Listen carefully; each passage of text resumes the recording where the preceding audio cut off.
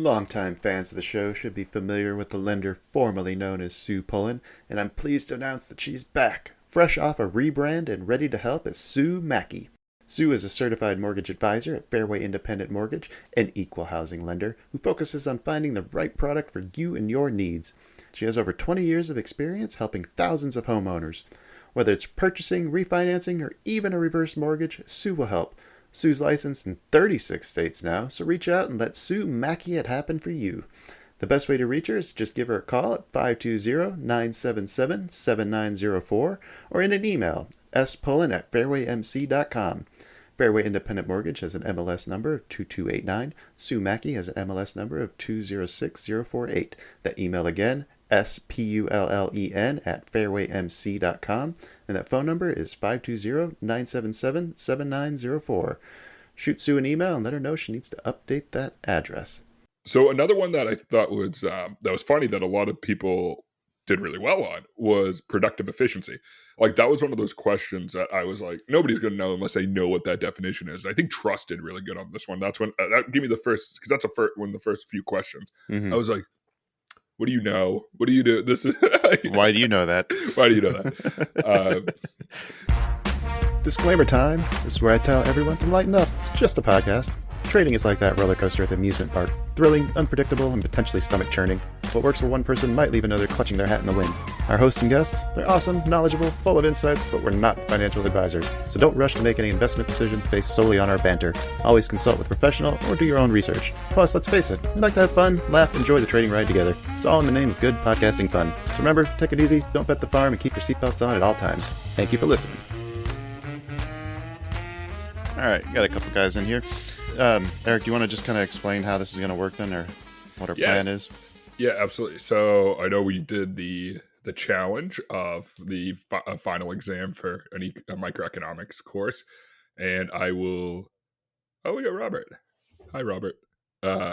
So basically, this is now. I want to be clear, just in case there's any students who will come back and listen to this, think they can glean answers. These were modified from the final, but they weren't modified in a way that would change the curriculum outcome of it, of how you would grade on it. And we let you guys take it, and I gotta say, I don't want to say I was surprised how well everybody did, because you guys are obviously a pretty large cut above what I think the average Joe, for better or worse, walking around probably thinks about this stuff, because microeconomics is the study of markets, and everybody who is taking time to listen to this podcast or sit through like a 50 question final exam probably really cares about markets. Right. And so what I was shocked by is, I was shocked by two things, but I guess they go together, is one, the application questions, which are usually the hardest questions, were massacred. You guys destroyed them. But like the very direct questions that I would have thought would have just been absolute layups was a bloodbath. I was like, so what do you think that is, or why? Is it just it's the difference between practical experience and book knowledge kind of thing? Yeah, I think it's a little bit far to the trees. Like if you do, it's really, really funny. If you take a lot of people who do math every day for their life, and you're like, give them like a Pendes equation, like, just orders of operations, you'll see them stare at it. And these are the same people who like will can calculate derivative in their head, and they're like, oh, I gotta go back and think about how to do that. Right. So I think it's that what we do, especially in Econ 201, is you're talking about building a foundation of microeconomics, but you're building that foundation. But at the end of the day, it's the insight, it's the application that you use very heavily. And I'm going to take this lamp off. So I think you guys are using the application so much and understand markets so well. Wow, that lamp is super hot. That hasn't even been on that long already. That you guys know the application. You know how to apply these thoughts. But when it comes to questions like, you're probably not thinking that much about sensitivity of demand. So no. So you're saying our foundation is shit. Yeah, I'm just saying you spend more time in the living room than you do in the basement. Yeah, fair enough. It's a good metaphor. I'm proud of that, Kyle. That's really good. That was a good metaphor. You saved that one, or is it just right on top of my head? I'm on fire today. I've had drank a lot of coffee. I had a cigar. I'm in. My globe right here. Is that a vacuum cleaner? A vacuum cleaner right there. Normally, when you land a joke that good, I just cut it right there. We'll just call it an episode. Hey, have a good one, guys. That's why episodes are so long. All right. Well, so how many? We did like what? Was it like 25 questions that we took, or is it 50? So I did. I think it was. It ended up Close to being 50, like, wasn't it? yeah, it was individual question marks. It came out to 50 even, but I think the total questions, because I removed a lot of the graphs. There was some graphs, some I took out. I think the total individual questions were in like the 40s or low 40s. Do we want to So run through the scoring then of how everyone did right off the yeah, bat one more time? Just kind of recap that. yes. Let me bring that up. But no, I was over. I mean, again, like I was very happy, like to see that again. Like I was expecting kind of high performance from you guys to say the least. But yeah, I just thought it was cool just to see how people who like aren't studying this actively are using it. Right. And at the end of the day, that's the wicked interesting part about it.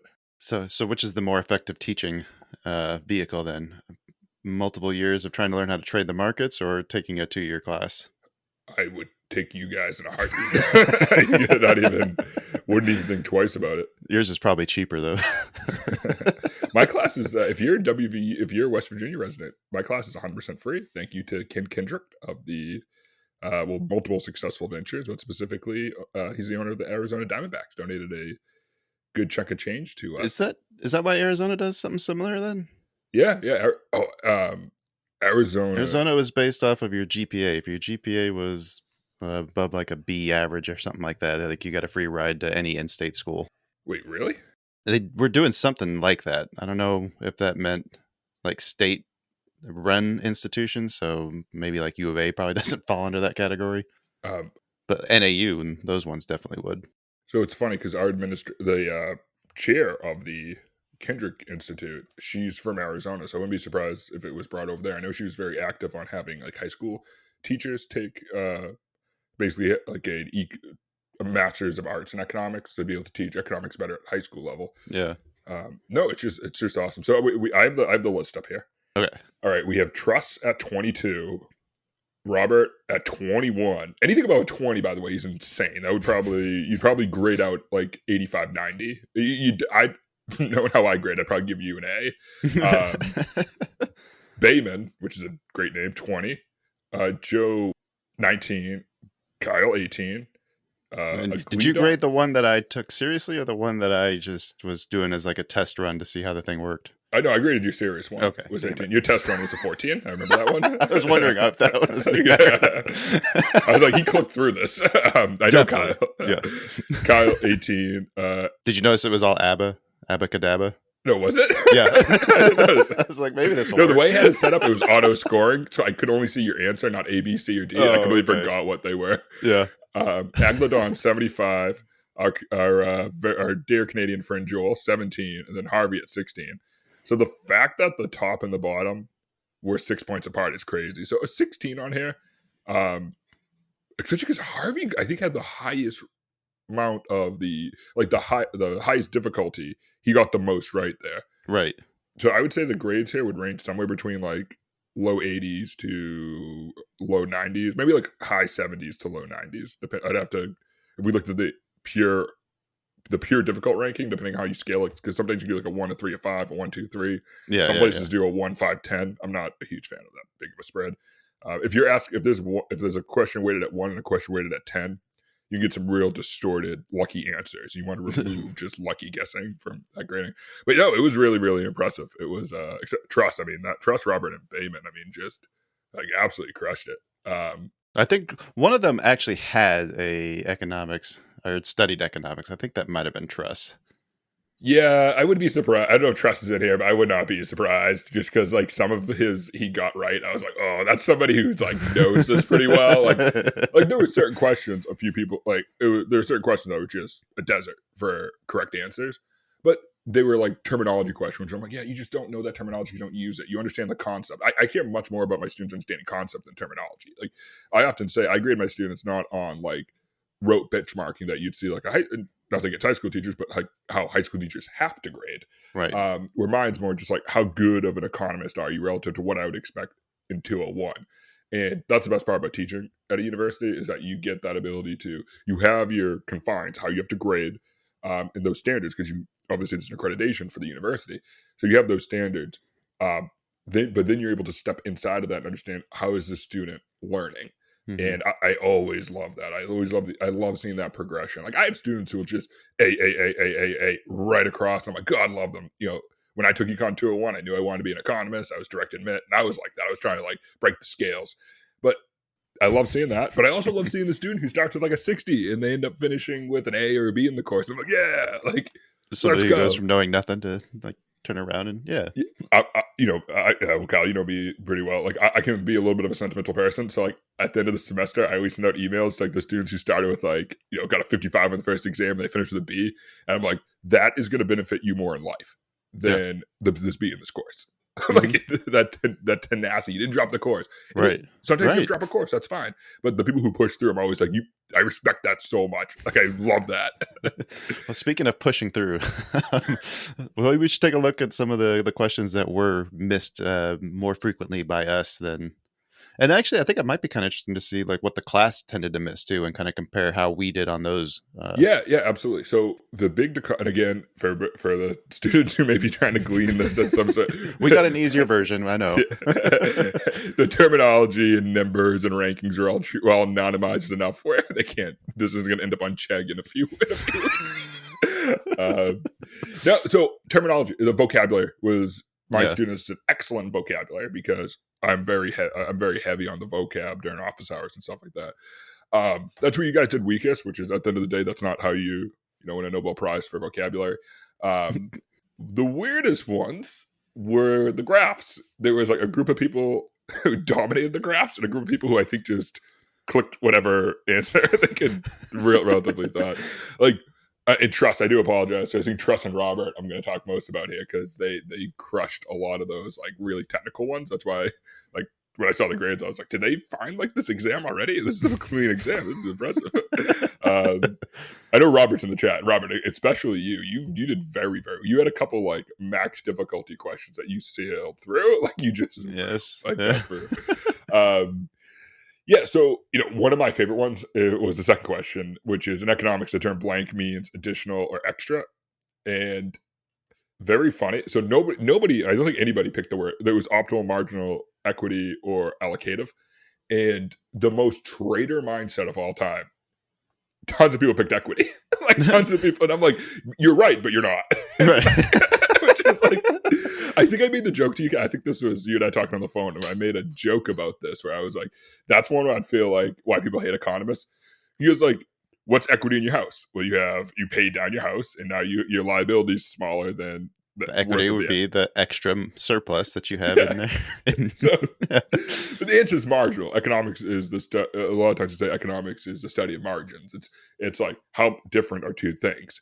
In Oh, is that why you hear marginal benefits all the time? marginal benefit, marginal cost. Yeah, it's the first Mm. derivative of production in the production line. The demand line, the supply line. Yeah, so I was like, somebody's gonna flame me in a group chat or something for marking that one wrong. Dang, is Harvey in here? Because I feel like he'd be the one to Yeah, lead the charge.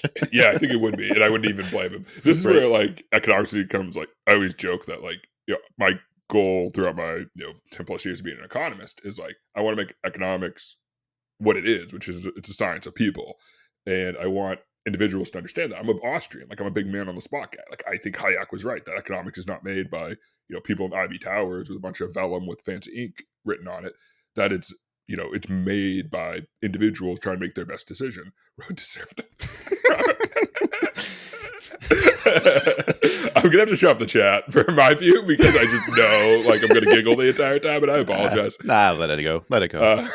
But yeah, so that's one like somebody would be like, oh, this is why we hate economists because we're telling that anything additional or extra on an asset we hold is an equity. It's like, well, we're just looking for the dictionary definition of margin.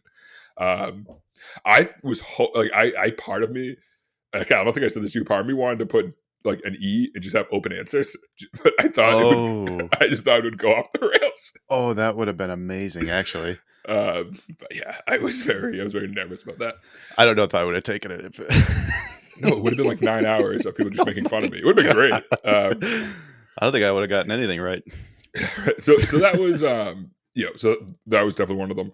I'm just scrolling. I have like just so everyone knows, on one side I have like the test up, and I have some of the answers on the other side. So if you see my eyes like duck to the right, it's because I'm making sure what I'm saying is demonstratively true. I'm only recording audio on this, just so you know.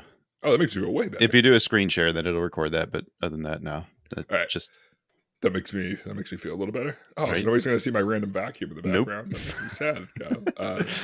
All right. So another one that I thought was that was funny that a lot of people did really well on was productive efficiency. Like that was one of those questions that I was like, nobody's gonna know unless they know what that definition is. And I think Trust did really good on this one. That's when that gave me the first, because that's one of the first few questions. Mhm. I was like, what do you know? What do you do? This is Why do you know that? Why do you know that? So, like productive efficiency, it's when a good or service is produced at the lowest possible cost, and the flip side of that is allocative efficiency, which is every good or service is produced up to the point where marginal benefit equals marginal cost. So it's like allocative efficiency is producing at the equilibrium, where productive efficiency is like you're making everything as cheap as humanly possible. Yeah, so I think that question actually specifically, and you're comparing it to the previous one, which was a definition. Like that one was one that actually kind of made sense. I think that was one I was able to like kind of work through in my head and get to an answer that made sense. Whereas I did the same thing with the other one, but got to the wrong answer because you guys are stupid. Allocative efficiency, you have to like know what we're referring to when we say allocative efficiency. Where productive efficiency, I was not surprised, but it was nice to see that, like Kyle, just what you said. What was productive, and allocative, meaning that's something that you set aside. So to me, like I was able to kind of work through that way. Yeah. The best one was like when we get into the trading questions. Yeah. You have an absolute advantage because that's obviously that relates to absolute advantage in trade. And it's, whenever you can produce more of something than others with the same resources. It's funny, a lot of people picked A, which was can produce something at a lower opportunity cost than others. And that phrase, opportunity cost, was devastating in a lot of the questions. Most of the questions that people got wrong had the word opportunity cost in it, because the way economists define opportunity cost is different than the finance world defines opportunity cost. Mm-hmm. To the point where like it becomes problematic when, like, I'm a CFO, so I speak to finance people, and I've given presentations at conferences and stuff.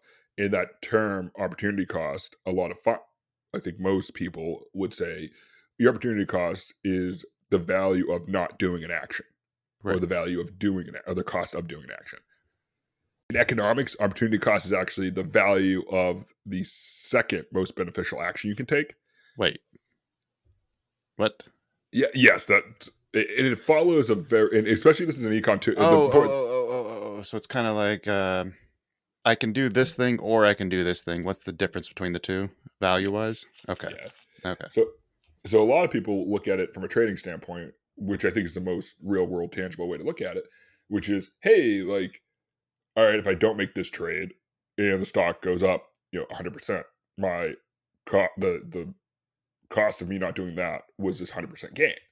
Where in economics we would say, well, it wouldn't be. It would be, was that the preferred strategy, and then what was the second preferred strategy, and the value of that second preferred strategy is the opportunity cost, because that's what you would have had to trade, what you would have had to avoid trading to make that first trade. Which is really funny, because at the end of the day, you should only care about, did my asset go up or down, not like what could have been the second order of effect. And but see, I think that's something that we do consider, because like, especially when you're thinking of like where your money's tied up in. If I have a trade on with, like, say, Intel right now, and I don't like the way Intel is going, there's an opportunity cost. That money is tied up into one trade now, when there's other trades out there that maybe my money could be better spent backing instead. And Kyle, you're 100% right on, because that train of logic you just said, if you follow that, the group crushed it. Mm-hmm. Like that train of logic, like the guys dominated at. So again, like a lot of the losses were like really esoterical economic wording, vocabulary, and then just like what I would describe as borderline theoretical economics that even people who do economics professionally know of and kind of talk about, but in reality kind of don't even acknowledge that much, because it's too theoretical. Mm-hmm. and you guys know this, like when something's so theoretical, you can't make a decision on it. Like it's like, right? It's the fine line between brilliance and idiocracy. I was gonna say insanity, but that's Yeah, probably insanity. right there. That's the word I was searching for too. So our first true or false question, highly controversial. The basis for trade is comparative advantage, not absolute advantage. It was like dead middle split with the group. Half got it right, said true, and the other half got it false. And I would love to know, like I wouldn't say political leanings, but their thoughts on tariffs. Like that group probably has a very clean definition of tariffs. Um, yeah. So why does the U.S. trade, right? Like we can produce pretty much anything. Why does the U.S. trade food? We produce the U.S. consumes the most calories per person, but we are the world's leading, and we have the largest agricultural sector in the world, and we lead the world in agricultural exports. But like, why? Why? Mhm. And we are very high up in. I think we are per capita. I think Japan is the highest developed nation for per capita importation of calories. But why? Why would we trade with anybody else? It's because like the U.S. like we like avocados, we like cheeses, we Right. like. And we can't produce those as efficiently in, say, when Mexico produces avocados because our labor inputs are too high. So Mexico is better off at focusing on building or producing what it's really, really, really, really good at. Because in the U.S., we'd have to take somebody off. Like I don't know, this is an extreme example, but remove a computer scientist to go work in a field is a Right. bigger opportunity cost than somebody in Mexico whose options are maybe like cottage industries or exportation farming. So you're like, oh, okay, they have a comparative advantage to produce that good. So we're going to buy it from you because it's going to be cheaper because my opportunity cost is so high to lose that like intensified economic worker. Right. So yes, I would be very curious if we could like split the group up and just give them an anonymous survey on their thoughts on tariffs. So, what was the actual question again? The basis for trade is comparative advantage, not absolute advantage. True or And false? you saying that is true? Is based That's on true. okay. Yeah. Okay. It's based on comparative advantage. I think Otherwise, nobody would trade with the right. U.S. Yeah. Which looks like that might be a thing happening. Hey, no politics. Joel materializes behind me. There was one specific question on there that I remembered, but I cannot for the life of me remember what that question was now that I wanted to ask about. So I want to bring up the one I did for. There was one that Kyle was talking crap to me about. That one, yeah. I know Yes. there's one. I had like 3 questions that looked the exact same. So I want to make sure I have this right. 216. When are we doing this? It'd be really helpful if I could pull up my copy of the exam, but I do not remember how to do that. Did we get a copy sent to us? Everybody should have got theirs mailed back. Hold on, I'm going back. Oh, Harvey really flamed me in these chats in retrospect. I'm going back through them. Yeah, he did. Harvey, I'm sorry, buddy. I know he had good points. All I'm saying is he had very, very good points. He did. It was the sensitivity question. Yeah, the economically insensitive goods versus. Yeah, I would like to have an explanation of what that actually means.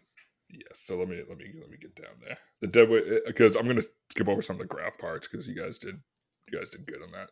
Oh, real quick, the one that you guys did really good on, which is the term tax incident, refers to the actual division of burden of a tax between buyers and sellers in a market.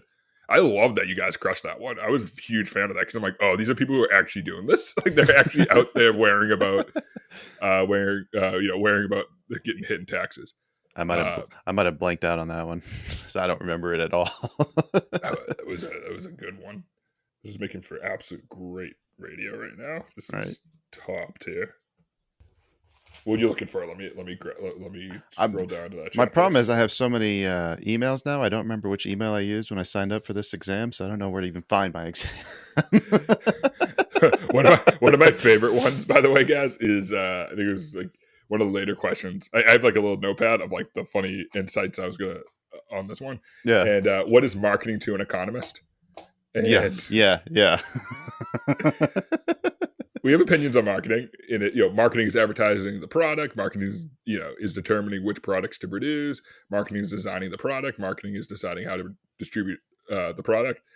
And the answer was E, all the above. I think almost all the E's, all the above were were the right answers. Right? They usually Um, are.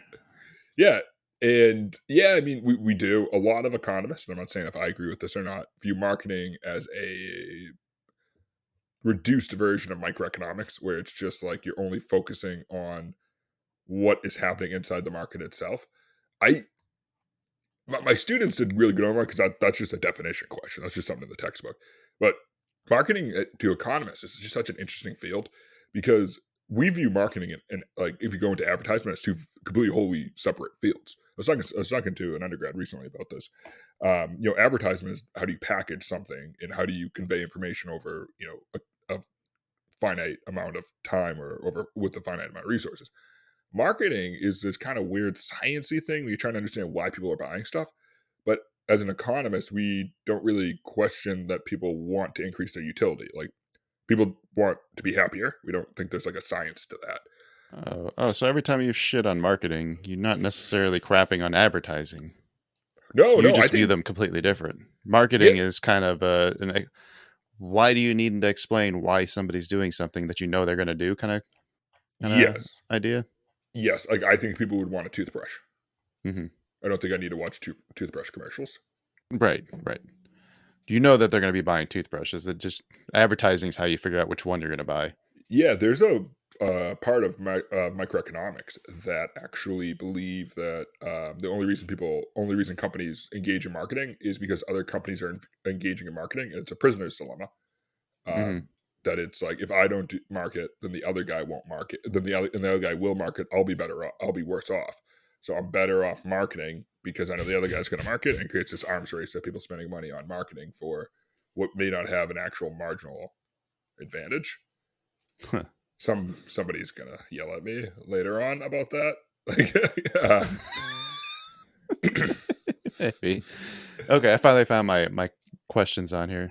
okay. One here that stands out then the free trade more likely to benefit a large populous country or a small country with fewer people. Do you have the number beside that one? No, there's no numbers on this. It was after the specialization. Why do Okay. yeah, let's see. After the apples, demand for salt, all those. It's towards the end. The organic apples. Is free trade more likely to benefit a large populous country or a small country with few people? Yeah. A smaller country with fewer people. Yeah. Really? So yeah, this is kind of interesting. So there's a couple different reasons why. The first is that the opportunity cost of a smaller population is greater. If you think of it, you have a large distribution of people that think of the most productive worker at the middle, right? The median productive worker. How much different is he from the person right behind him? Hmm. Pretty similar, right? Yeah. But if you only have 10 people, the difference between the fifth guy and the fourth guy is probably a pretty big difference. So Right. as you increase the amount of workers you have in an economy, what you're actually doing is reducing the variation of the exception to having a skill set. So you're just more likely to have more people, and the more people you have, or the more workers you have, the more workers you have, the more likely that you have a higher amount of specialized workers who are skilled at something. So trading one for one with those individuals, like if they went and worked at a different job, you're not really sacrificing that much. But if you have a really, really, really, really tiny population, losing one doctor can have a massive impact. Where if you lose Mm. one doctor in the United States, it doesn't really have an impact because you're dividing out that work, that continued production over a much larger group of people. So it doesn't feel as marginally impactful. Uh, so free trade is there's also economies of scale. You got to remember, like if why do farms keep getting bigger? Well, there's a lot of fixed costs in farming. So one farmer can produce more once they buy the tractor. As long as that one tractor can keep working, you can buy your neighbor's farm and the farm beside him and the farm beside him and the farm beside him, and that tractor just keeps driving in a straight line, and you're exponentially increasing the output with one worker and a fixed amount of capital. And when you talk about reducing or your marginal cost or average variable cost starts to decline pretty dramatically, it makes cheaper goods. Well, that same thing happens between two other economies when one has a bunch of people and one has a smaller group.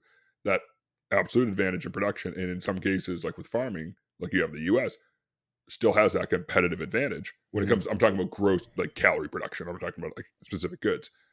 then it's good to trade with them because you can never get that scale. But because you're trading, you have free trade with them, and there's no penalty for trading with the other country, you're getting that economy of scale as if you had that very large population. Oh, okay. Okay, I see. Yeah.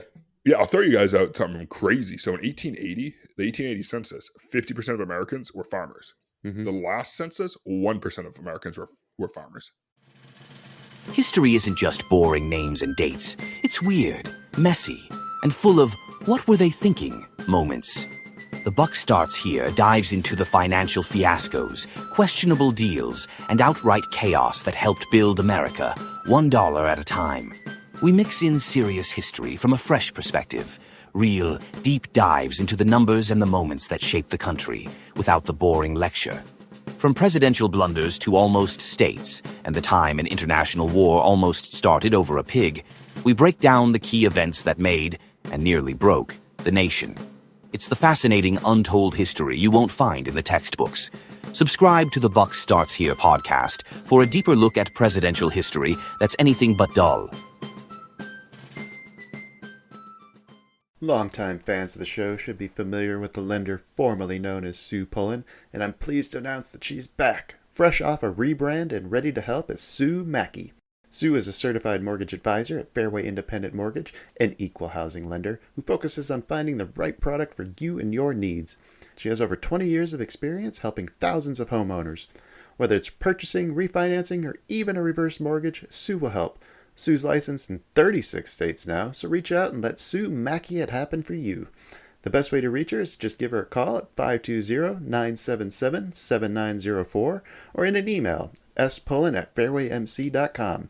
Fairway Independent Mortgage has an MLS number of 2289. Sue Mackey has an MLS number of 206048. That email again, spullen@fairwaymc.com, and that phone number is 520-977-7904. Shoot Sue an email and let her know she needs to update that address. So I remember being taught about that in school, about how all of the small-time farmers basically banded together to create collectives. And then that's kind of like what did in like the individual like single farmer. Like, they just couldn't compete with like the factory farming scales until they started combining to make that collective. Yeah, no, they really couldn't. And even, in the United States, the United States actually distributes wealth pretty aggressively for a developed country. That's one of the weird accusations I hear, like, oh, the U.S. doesn't redistribute wealth. I'm like, yeah, we do. But unlike in Europe, we redistribute wealth through subsidies, Mm-hmm. not through advantageous, not like through tax refunds or something like that. So like we make corn cheaper because the U.S. government will engage with corn farmers to subsidize corn farm production. We do have some protective tariffs. I don't know if you've heard like recently that the dairy tariff that the Canada Oh has. yeah. Well, that's a very interesting tariff that's been studied in economics for a while. It's based on a quota too, right? I mean, that doesn't kick in immediately. That after a certain threshold, yeah. Yeah, Kyle. So you're 100% right. So we have this concept of it. It's an Econ 201. This idea of binding. So non-binding price floor, non-binding price ceiling basically means not enough of the economy is interacting there. The equilibrium. If it's a price ceiling, it's below it. If it's a price floor, it's above it. If nobody's interacting at that point, then it has no effect. So that's why you see like tariffs mixed with quotas, where it's really just meant to penalize overproduction to flood a market with something. The same reason why we put tariffs on Chinese electric vehicles. And that concept is kind of existed in a while. Like, is it a real tariff? Is it a real barrier or impediment? And we like don't have enough experience with it to know really if it is. But controversially, one of the most common examples of a non-binding price floor is minimum wage. Mm-hmm. There isn't enough of the population earning minimum wage that actually makes anybody richer or poor. Or I should say, there are some studies that makes like the bottom 10 percentile of workers poorer. But that's where like what are why don't we make minimum wage $100 an hour? Well, that would be above the price. That'd be above the equilibrium, become a binding price floor, and then you would see all these crazy economic effects. But raising minimum wage up or down, we don't see an effect to the market with it because it's the equilibrium is so high above it. Yeah, I always say like minimum wage is kind of an interesting one because it really doesn't work. either positively or negatively, because there just isn't enough people. Only 1.1% of workers over the age of 25 earn minimum wage. That's too small of a percentage to move the market. I think you dropped that fact on us one of the very first times we had you on when you're talking about minimum wage, and that was one of the things that kind of blew my mind. They make it sound like everybody's on it, like 50% of the population, but no, it's much, much less than you think. Yeah, and I've never had anybody answer that question right. Mm-hmm. Yes. I still would have gotten it wrong. No, like people are like 20%, 30%. I'm like, no, Yeah. very, very, very tiny amount. That's why I'm like, we could solve most of those problems with just like more educate, like just giving people like trade education. Like, you could probably solve this quite easily. Yeah. Are there any other ones you want to highlight? Do you want me to go back to picking out the goofy ones I found? Yeah, if you want to go through that, guys in the chat, if there's any specific questions that threw you guys for a loop that you want to rant about, let me know. Just drop it in the chat. We'll get Eric to look at that and explain himself. You can yell at me too. You can just straight up insult me. That's always I hope everybody knows that's always an option. And there's some interesting ones on collusion that you had in here about why doesn't every industry become a cartel? That is something I like actually genuinely question in my life. Yeah. Yeah, I mean, it's why doesn't every industry become a cartel? Because it's illegal. It's like, all right, so there's no drugs and violence in the U.S. Right. Yeah. No, I mean, when I was much younger or earlier in my career, obviously growing up pumping gas, growing up following the oil market, I'm obsessed to this day with OPEC. OPEC is the most confusing thing in the world to me, because they act like it was formed for economics. No, it was formed to fight U.S. U.S. dominance in a market. Like that's all it was founded for. Half the countries in OPEC don't benefit from it at all. Like it hurts them. And the other half don't really benefit either. And the halves that do benefit will trade that additional benefit to be closer to the US. Like Saudi Arabia will be like, yo, can I get some Abrams? Like we'll monkey around with our oil production. And I'm like, so who is this benefiting? The guys who don't benefit at all from OPEC are so poor that like they have domestic issues. And the wealthy guys are like, hey, thanks for this benefit. You know how we formed this group so we could counter U.S. dominance? We just want to get close to the U.S. because they have some really cool fighters I can't see on the screen. Right. That's like what it is. It cracks me up. And then it's like OPEC, got bigger and bigger and bigger. But then they like the nations that the U.S. really that OPEC should have protected, like the concept of OPEC, right? Like the concept of like we're all going to get together and we're going to dominate this super important energy, this super important resource in the world. Because like it will protect us from a unipolar world, like Iran and Venezuela. The U.S. just sanctioned them to oblivion, anyways. OPEC was like, "Oh, that's wild. Can we have some more Abrams?" So how did De Beers get away with it then? It's just like, have you ever it's like the resource curse? It's like resource curse is this concept of you discover a resource before you have institutions, and so everybody just exploits the crap out of that resource, and there's no institutions to tax or to funnel that money into its area. And so all that money leaves that area instead of being converted to capital, and your economy intensifying, going from resource extraction to manufacturing to service based. We call that economic intensification. Instead, all that wealth, that capital that should have been reinvested in your economy spills out, and then the people left there. And like, I'm wearing a shirt with the state that's like famous for the resource curse, West Virginia, because like we had a lot of coal, and there was like in oil and natural gas, and like Sisterville, West Virginia, which is one of the coolest places in the world, in my opinion. It has all these beautiful homes because it was like the richest place for 10 years in the United States in the 1890s, because it was there's rail depots, there was coal extraction, there was oil. Remember the first oil bust was in Pennsylvania. And then all that wealth fled. Conversely, the poster child of the opposite of the resource curse is South Dakota. So South Dakota discovered all this natural gas, but South Dakota discovered natural gas didn't really. I mean, we should just throw natural gas away. We should just like flare it off. Like sometimes we didn't flare it off. We just let it go in the atmosphere, which is horrible. Like the worst thing in the world. It's like 83 times worse than CO2. But they had institutions in place, so they're like, "Yo, here's what we're gonna do. All these oils and gas facilities that are here, cool. Have fun extracting the stuff that we need. We did. The whole world needs it. It's weird to pretend that like this is a bad thing going on when the whole world's like, no, we need this. We're just gonna tax you to offset that marginal social cost of you extracting this, we're going to plow it into our schools, into our roads, into our infrastructure. And now, like, South Dakota is like just becoming a more advanced economy from that resource extraction because the institutions are already in place. So yeah, and like, so the concept of carteling is, and this makes people really uncomfortable when I talk about this, is everything's essentially an oligopoly. Like, you go to the grocery store, you're dealing with oligopolies, right? Because there's, look around. Are there as many buyers of shampoo as there are producers of shampoo? Right. No, that'd be wild. Everything's an oligopoly. Everything is one or two moves away from being a cartel. Cartels are illegal oligopolies that fix prices. So the question becomes, like, is that good or bad? Should we push for free markets? Is a free market valid?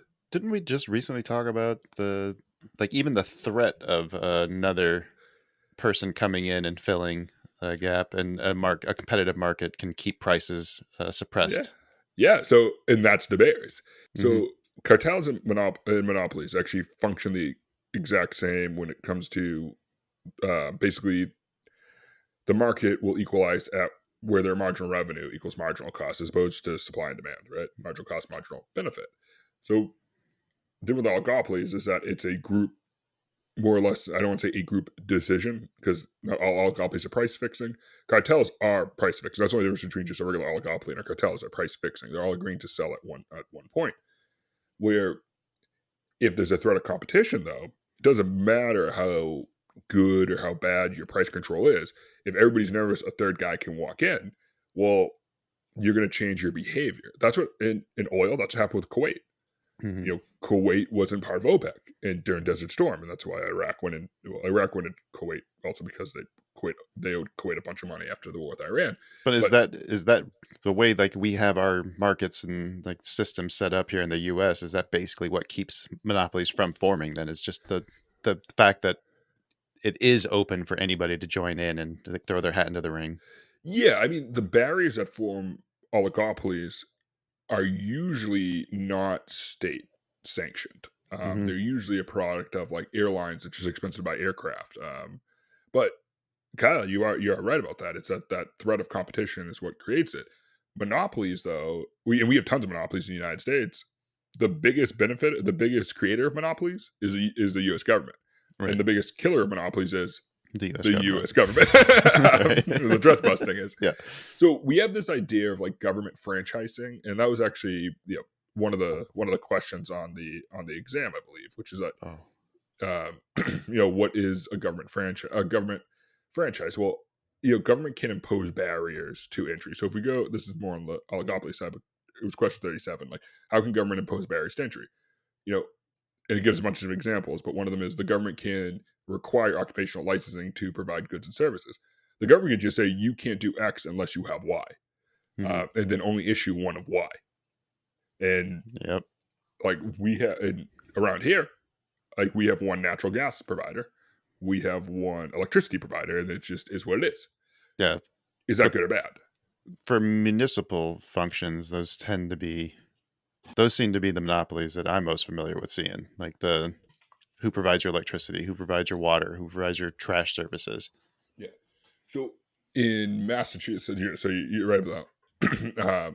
For electricity and natural gas, that's 100% private here.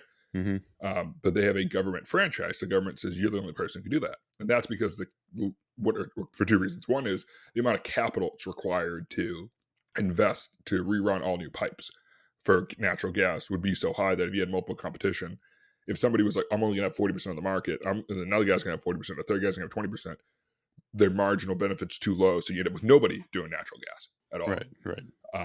With electricity, it's a two-parter. One, it's that same logic, running poles, but the municipalities usually own their poles in a lot of cases. In Massachusetts, we don't. National Grid owns their poles. We have rights to put, like, the lights on poles and stuff like that. It gets kind of weird. But it actually, lighting comes back to New York City under when Edison and Tesla? the guy founded not Tesla, Westinghouse. Yeah, okay. Yeah. Tesla was probably involved in this too. Don't get me wrong here.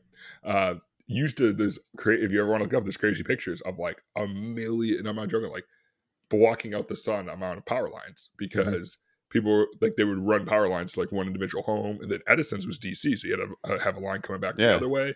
Edison, with DC, there's no transforming, so you need the alternating current in order to get the transformer action. So you can't use step up or step down. So have to, yeah. There's no transformer in DC. They're very specialized, and they're not like an AC transformer. An AC transformer uses the AC current in order to use the induction or to induce the field and transfer it across the isolation set of windings. DC, you can't do that because you don't have alternating current. It's direct currents. There's no magnetic field like expanding and collapsing. There's nothing to take advantage of there. So you can't. The benefit of AC is you can step up the voltages extremely high, drop the current way down, and then now you have a lot less losses because you're not burning off as much heat because there's less current flowing through everything. Yeah. With DC, you can't do that. It becomes much more difficult to step down. So with AC, you can run everything across the country at like 128 kV or 600 kV, and then by the time you're getting down into neighborhoods, then you're stepping down to 13.8 kV, and then from there 480, then 480 to 120, 120 to houses. I got really curious about transformers work, like probably 15 years ago. It's the simplest of the equations. And it made me realize that like one dude figuring out how to create a grease that allows electric fields to go through it is what powers the modern world. Like some random like scientist, some random chemist who will like probably don't know the name of, I'm sure we probably know the name of him, was just like, wait a minute, I discovered this grease that allows electric fields to transfer them. Suddenly your house can be powered without it burning down. We should really be more thankful to that dude. Gonna have to show me that. I'm not familiar with this grease. Is this the silicone compound that I use to grease my MODs? Or? Yeah, it's like a compound that's inside everything from like silicate to the oil that's inside transformers and stuff like that. Like it's wild. Some random dude just like came up with this idea. It's like the Velcro guy. It was like, wait a minute, hooks, loops, guys, hear me out here from space travel. Like, right. Dude, like that's like I was reading something really funny, and they asked a bunch of astronauts like, what's the most important thing to space travel? And it was some hilariously high amount. We're like, Velcro. It's Velcro. Like Velcro is like the most important thing. Because like everything, it'd be so hard to do anything without Velcro. I love this. I love really simple ideas that become real. O-rings. Whoever thought of the O-ring is like should go down as the same level as the guy who invented fire. All right, like harness fire. There's been a lot of things that have blown up from O-rings. Yeah, right. Yeah, never the O-ring. It's always the O-ring not being there. That's at fault. Nobody's ever had too many O-rings. No, so with De Beers, so here's another crazy question. This number might be a little dated, but you know what the average price of 1 carat of diamond is in the world? Mm-mm. It's like $10. Yeah, it seems about right. Like extremely low, right? It's extremely low. It's like, and I think in the U.S. right now, a carat of refined diamond, of like jewelry diamond, is like over $3,000. Right, and you can thank De Beers for that. Yeah, well, no, like De Beers was like ultimate marketing. They were just like, the whole diamonds are forever, and like why you buy a diamond engagement ring? That was all De Beers. Before then, it was like sapphires and rubies and things like that were just as likely to be in an engagement ring. Yeah, and it's funny. So my wife has it's a diamond with 2 sapphires for her engagement ring because she likes blue a lot. But I always thought it was funny when I was studying geoscience. We went down to an old mine and we were talking about. I had so many good professors there, but like I had an excellent geoscience professor, and she shows us like coal, right? And she basically like walked through the different compositional stages of carbon. And what was funny is you realize like diamonds there's nothing after a diamond, right? Like, yeah. So in theory, there should be a ton of diamonds, and everything before diamond, there should be less of. So the idea, and I'm sitting there as an econ major, taking got a geoscience minor, and I'm like, oh wow, this is a great example of how successful De Beers marketing was, of that creating scarcity, because it's not real scarcity, it's just not there. What about the fact that like the best, most pristine example you can have of a diamond is worthless because it's too good? Yeah, isn't it like, don't they have isn't that wild? Yeah, they have problems like testing diamonds like that are that nice. You know when cubic zirconium came out, it was like right around the same price. Not right around, but relatively the same price as a diamond because it was such a novel approach. Dude, you ever watch somebody light a diamond on fire? I watched like a YouTube video of somebody doing that. Isn't that wild? poop ton of CO2. It's hilarious. Yeah. Yeah, but it's this like, but like that's like honestly, I think that's like question like 35 to on my sheet 35 through like 39. It's this idea of like how firms interact in markets. One thing the group did great. I don't know if Robert's still on, but Robert crushed this section, which is asking about the movie studios ticket splits. Oh, yeah, that one was fun. That was that was awesome because I could see you guys being like, not think like my students will think of this as I am staring at a market. I'm staring at graph paper of these two guys making decisions, and all I can think of is half you guys are probably thinking you're the movie studio, and the other half are probably thinking you're the cinema. Like, how do I screw this other guy? I was trying to think. I was trying to look at it from both sides, and I think that kept paralyzing me because I kept finding ways to answer that. I don't have the questions on here. I just have the answers. I just have the question. But I remember looking back at that. I remember thinking that it could apply to like everything. Like, it's like, God damn it, this is a really tough question. Well, like, and what's funny and what I really like about that question is that it's a real life example of something that like actually happened. And Yeah. what messes with people more, I'm telling you right now, is that article is written in 2017. Not after the pandemic and before we could, Right. people had a gig supply or 10 gig supply of, data going into their house. So, okay, so let's work through this question. I want to hear like you actually work through it because this one, I think this one did kind of mess with me a little bit. Do you want me to read the introduction into it? Yeah, let's just do the whole question. It'd be great if you were like, no. Yeah, no. We're all set. We're fine. Read it twice already. Movie studios split ticket revenues with the owners of the movie theaters that show their films. Once a movie is no longer shown in theaters, theater owners earn nothing further from the films, but studios continue to earn revenue when the movie is available from home viewing on DVD, Blu-ray, streaming, and cable. Theater owners would prefer that the time between when a movie appears in theaters and when it becomes available for home viewing be as long as possible. Typically, movies are not available for home viewing for at least 90 days after they are first shown in theaters. An article in the Wall Street Journal in 2017 noted a possible change to this system. This is a quote: Hollywood studios are preparing to upend decades of traditions by releasing movies at home less than 45 days after they debut. After they debut. I don't know why I kept trying to pronounce that, but debut on the big screen. End of quote. The article goes on to note that, quote, studio executives say they would prefer to reach a deal with theaters. One reason they have been reluctant to unilaterally announce a new policy, end of quote. All right.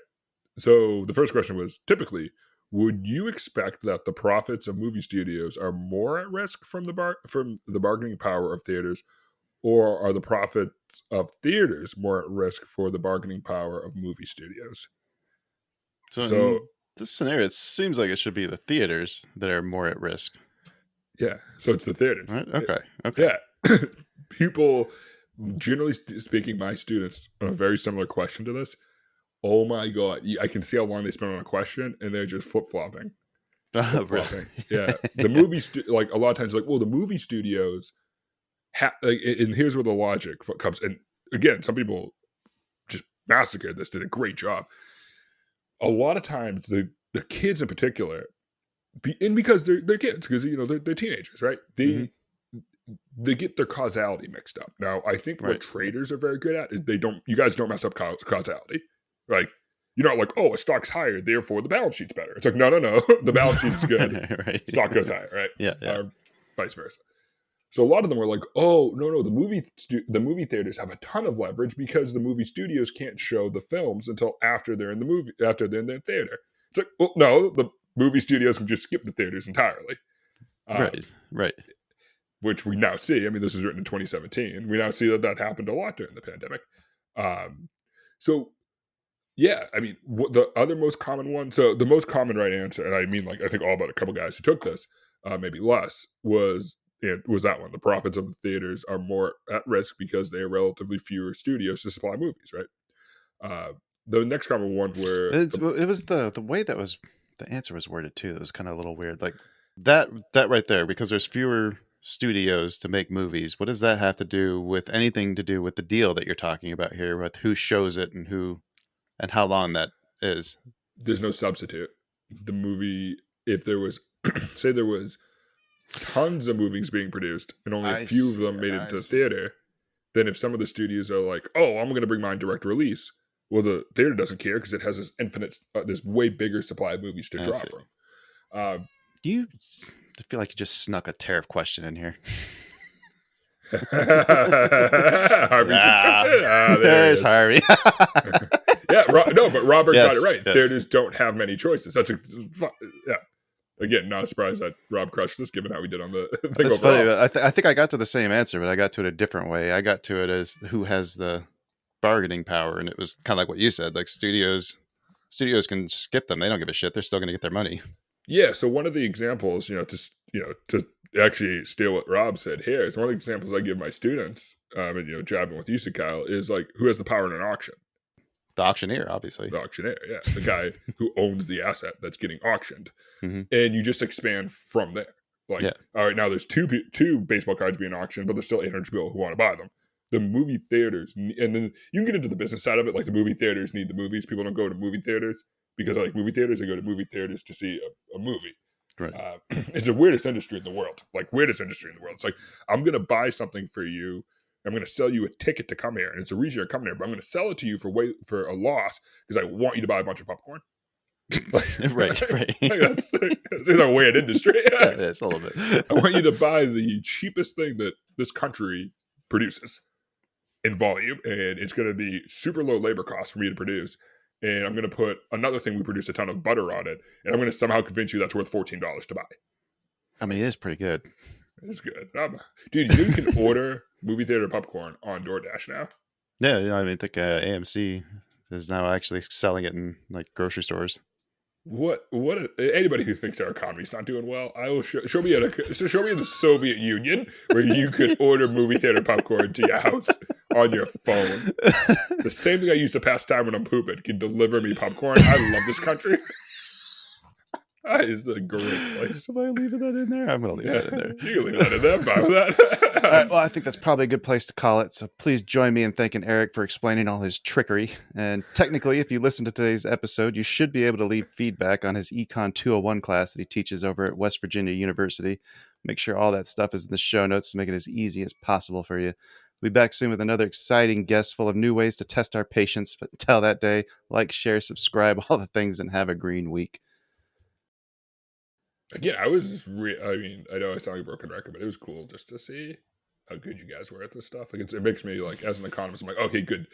People understand this? Like this is something that people use. Did you talk to your class about what we're doing? What did they have to say about it? I had a couple students in office hours, like a couple weeks ago, and I was talking about like because the kids, I love them, but they get down on themselves, man. Like they get, like, oh, this is so hard, and it is, and like I'm not. So like half my job is being a cheerleader. Like you can learn this, and like the kids do great on the exams. They do excellent. But it's you got to get them riled up a little bit. I told them about this. Like, oh, cool, because like a lot of their parents look at their homework too. Oh, really? Yeah. Dang, we could have gotten some parents in with us too.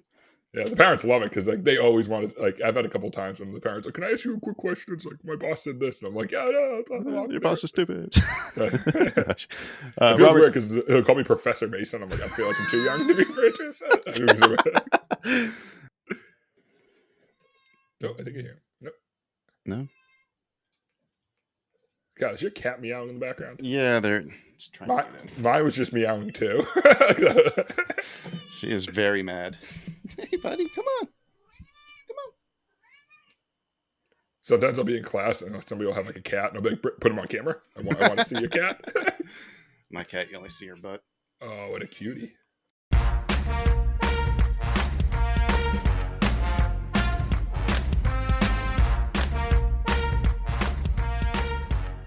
This podcast is intended for informational and educational purposes only. It does not constitute financial or investment advice and should not be construed as such. The hosts, guests, and contributors of this podcast are not licensed financial advisors, brokers, or professionals. Any trading or investment decisions made based on the content of this podcast are solely at the listener's discretion and risk. Trading and investing in financial markets carry inherent risks, and past performance is not indicative of future results. Listeners should conduct their own research and seek advice from qualified financial professionals before making any financial decisions. The views, opinions, and information shared in this podcast are those of the individual contributors and do not necessarily reflect the views or policies of the podcast creators or associated organizations. Produced by China Shop Productions.